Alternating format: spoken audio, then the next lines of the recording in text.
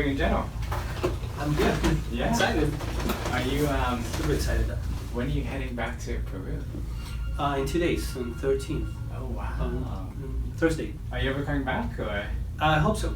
Yeah. Yeah, I need. I gotta come back actually for you to take care of my eyes too. Oh, great. I hope in 1 year. Or Yeah, we'd love to see you, of course. Yeah. Yeah. I'm just curious what your plans are. Yeah, if you're ever gonna come back long term, or is this just just kind of? I don't know yet. Okay. Yeah, life will take you wherever it takes you. As far as I can see myself here again in Yeah. 1 year. You liked it here. Yeah, I know. Okay. How comfortable have they been? Yeah, they're comfortable. Okay. How many hours a day have you been wearing them? All day long. Oh, great. It's a good sign. Yeah. We're going to sit back, relax.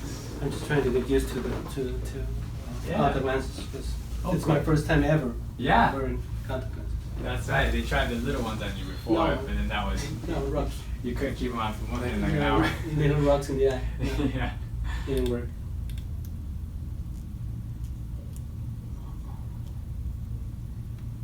Perfect. And then I'll help you fill it up. And you would never do this at home, but for here we add the color. Okay. Alright. Yeah. At home it's just clear, right? All right. It's just for me to check the fit. There we go. And go ahead and put those on for me.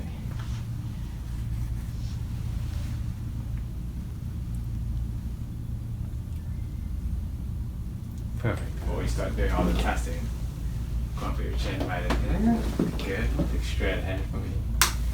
All right. And then you're gonna come here, right here. So what I'm doing here, Grace, is I'm just looking at how the lens clears. And so what you'll see is that I'll be looking at how much green is underneath the lens. And that tells me how far from the cornea the back of the lens is. The scleral lens has to vault the cornea, and so it shouldn't touch it at all throughout the whole thing. And then I have to make sure it clears the limbus, which is the very edge of the cornea. And then the last thing, go ahead and give me a few good blinks. You can blink whenever you like, Jesus. And the last thing is just checking how the lens lands on the eye.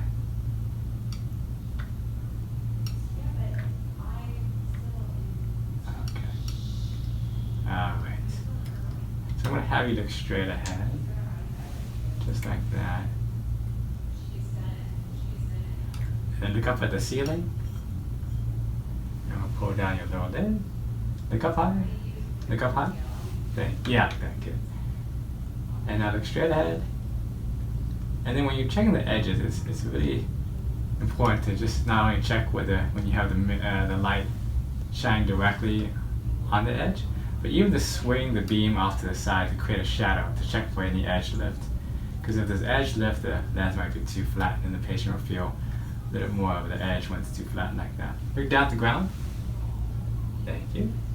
And then you want to check every quadrant just to see if there's even bearing on the conjunctiva all the way around 360.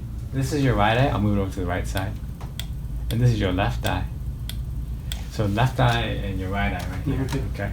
And so the right eye has the left eye has a higher reading. We call it K values. So it's 55 here, the steep K, where this one's the steep is 54, and then the flatter one's 51. Whereas here the flat one's 53. So the right eye just has a steeper, the left eye has a steeper fit than the right eye does. So the vision of the left eye is a little bit worse off. And that's why glasses can't correct this, because you have such a different amount of prescription in this area of the eye versus the blue part. It's as if you have almost like two different eyes in each eye. You have a part that's really red, and you have a part that's really flat. And really blue in comparison, and so that's what makes glasses so hard. It can't fit both, so that's what happens. I'm gonna let the lens that you're wearing right now settle, because I just put it on, so it's not, but right now it looks pretty good. Let's try to compare the last time. Yeah. When my left eye was seeing better than the right one. Yeah. Now it's backwards. Yeah. Now this one's better. Yeah, It got exactly. better. Yeah. What you'll notice with you is that because your keratoconus is more severe in your left eye than your right eye, Uh-huh. with the best fitting lenses on the planet, doesn't matter, the right eye will always be a little bit better than the left eye. Sure. Yeah. But the reason why the left one was better last time I saw you is Yeah. we had made that update to that prescription. Yeah. Yeah. So that's what we did. No, and actually, last time, do you remember when we went outside Yeah.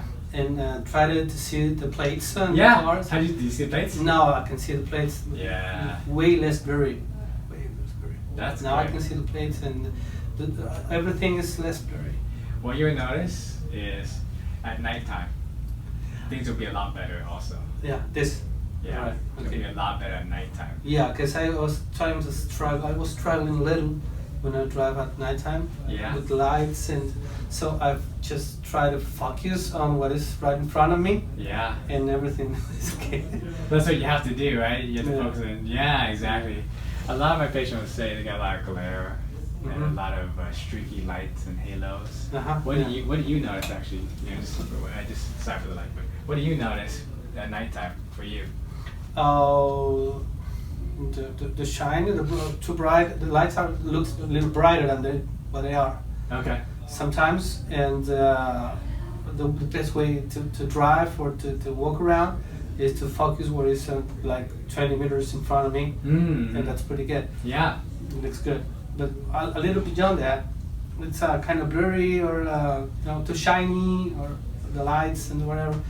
So actually on Sunday I went to church and I tried to see the pastor right in front of me. Yeah. He was like a few meters away from me, and with all those lights and stuff in the church, I couldn't see him that good. Yeah. Just a little blurry with a little shadow on his shape. Yeah. Now I guess I'm gonna see it. Great. It'll be a lot better now. Yeah, actually. way better. Right. Yeah. And so, yeah, I think you're gonna do quite well. But for now, we're doing quite well. So what we did with Jesus is we took this scleral topography on him, and to do that, we took 3 shots. One of him looking up, straight away, and down. The reason why we have to do that is because we have to take the image and stitch them together in order to get the exact shape of the white part of the eye. And what we do afterwards is we combine those images, and we're able to see the corneal and scleral elevation of Jesus.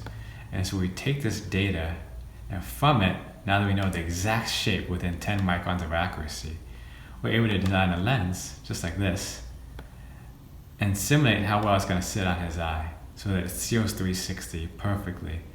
A lot of patients that wear scleral lenses, before we had this technology, we would have a lot of problems with midday fogging. We'd have issues where the patients would have a lot of redness, or their eyes would get bloodshot red after wearing it for a few hours. But because we're able to design these custom-made ones now, they just sit very evenly.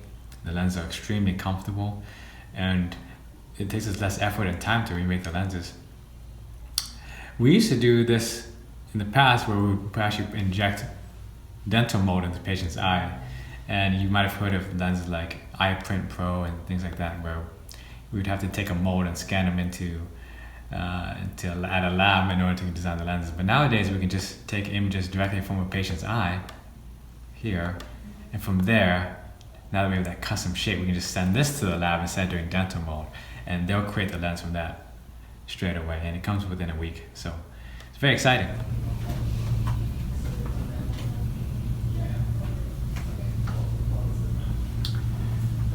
So we added this layer on the lens called a tangible hydropeg.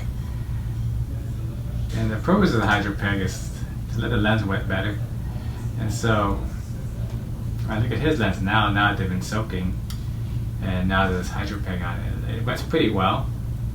It's a big advantage over the lens when we did the dry diagnostic trial.